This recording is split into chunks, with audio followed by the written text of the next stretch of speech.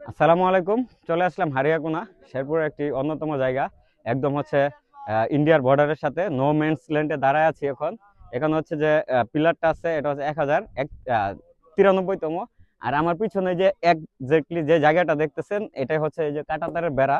এই কাঁটাতারের বেড়া থেকে আসি হচ্ছে 100 গজ উপরে। টোটাল জায়গাটা হচ্ছে নো ম্যানস ল্যান্ডে। আমরা হচ্ছে টিম বম বাইকার্স, এখানে প্রায় 70 জন মেম্বার নিয়ে চলে আসছি। আমরা হচ্ছে বিভিন্ন জায়গায় এক্সপ্লোর করি। ডে ট্যুর গুলাতে আমরা বিভিন্ন ছোট ছোট পাহাড়গুলো এক্সপ্লোর করি, আর লং ট্যুর গুলাতে আমরা হচ্ছে বান্দরবন অথবা অন্যান্য জায়গায় এক্সপ্লোর করে থাকি।